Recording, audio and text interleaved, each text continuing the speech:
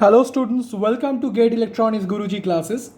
In the last video we discussed the topic conjugate symmetric signal, and in this video we are going to discuss the topic conjugate anti-symmetric signal. Before starting the topic of conjugate anti-symmetric signal, I would like to mention one point that I forgot to mention in the last video while discussing the concept of complex signal. I said that a complex signal xt has two parts, a real part, suppose denoted by at, and an imaginary part, suppose denoted by bt. So at is called the real part of xt and bt is called the imaginary part of xt. That's something that I have already discussed in the last lecture. See, here the value of xt will be completely defined if and only if you know the real part as well as the imaginary part of the signal xt. That's why xt is called a two-dimensional signal. Xt is called a two-dimensional signal because two different quantities, the real part as well as the imaginary part, have to be completely mentioned to mention the value of xt completely.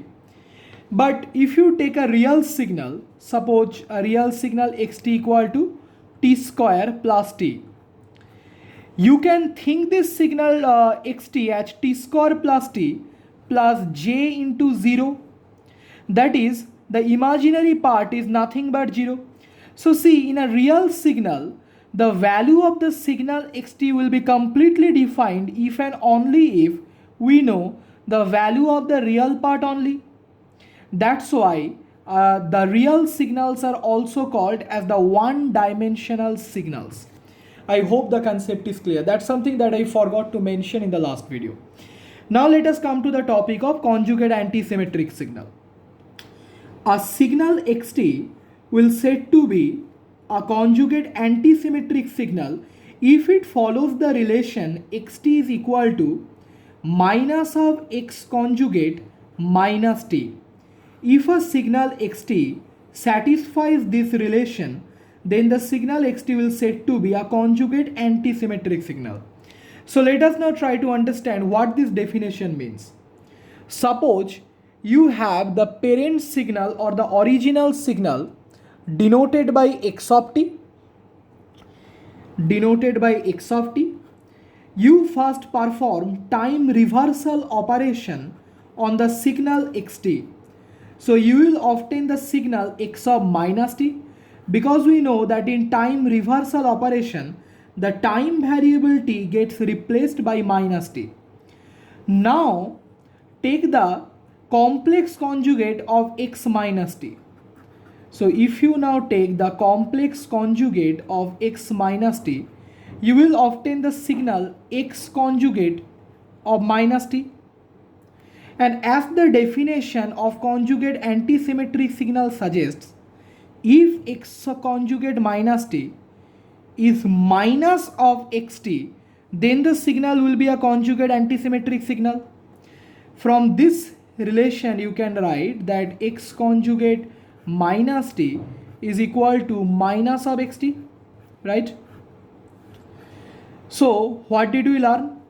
We learned that if a signal is given xt, you first perform time reversal operation and then you take the complex conjugate of the obtained signal. If the finally obtained signal, that is x conjugate minus t, is negative of the original signal, that is xt, then the signal xt will said to be a conjugate anti-symmetric signal. CS stands for conjugate anti-symmetric. I hope that the concept is clear.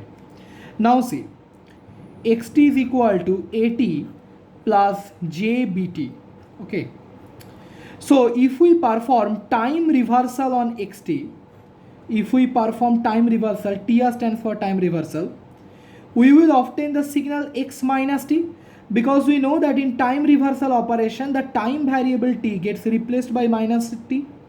So x of minus t is nothing but a of minus t, because this time variable t has to be replaced by minus t, plus j times b of minus t. This time variability has to be replaced by minus t.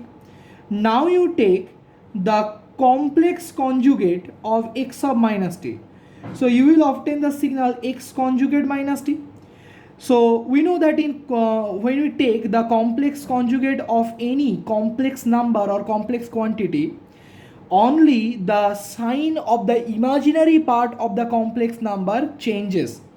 So here the sign of imaginary part of the complex number is positive, so this will be changed to negative.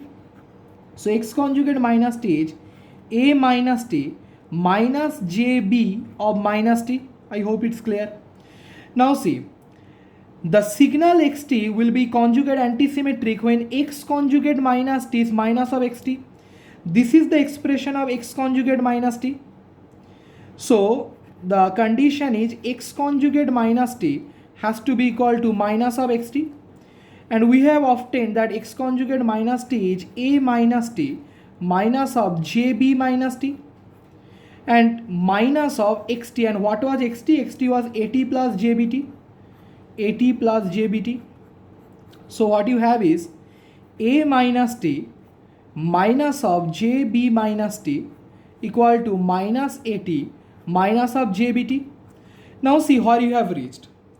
This is a complex number and this is another complex number.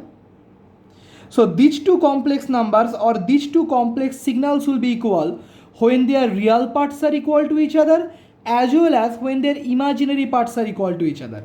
What is the real part of this complex signal? A minus t. And what is the real part of this complex signal? Minus of at. So this is one conclusion we see. And what is the imaginary part of this complex signal? Minus of b minus t. And what is the imaginary part of this complex signal? Minus of bt. So if you multiply by minus 1 in both sides, you will have that b of minus t is equal to bt. So these are the two conditions that have to be satisfied by a signal so that the signal is a conjugate anti-symmetric signal. Now see, if a of minus t is minus of at, that simply means that at is an odd signal. And if b of minus t is equal to bt, that means that bt has to be an even signal, right? Now what is at? What is at? At is nothing but the real part of xt, and we have found that at has to be odd. This means that real part of xt has to be odd.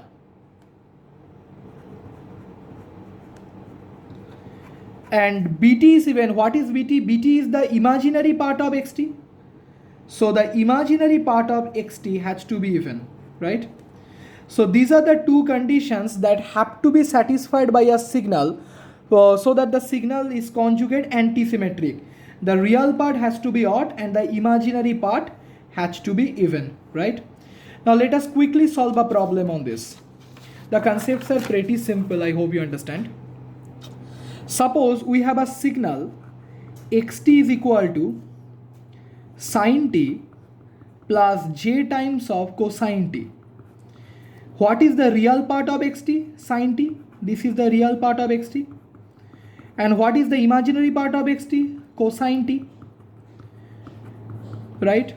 We know that sin t is an odd signal, so the real part of xt is odd in nature. And cosine t is an even signal, so imaginary part of xt is even.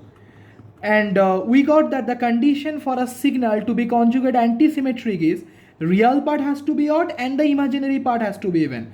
Here both the conditions are being simultaneously satisfied, so xt is a conjugate anti-symmetric signal. I hope that the concept is totally clear up to this part. Let's take one more problem. Suppose we have xt is equal to sin t plus j times of, say, sin t. Here the real part is sin t, so real part of xt is sin t, and the imaginary part is also sin t. As we know that sin t is an odd signal, so both the real part and the imaginary part are odd in nature. But we know that for a signal to be conjugate anti-symmetric, the imaginary part has to be even. So but here the imaginary part is odd, so clearly the signal xt is not a conjugate anti-symmetric signal.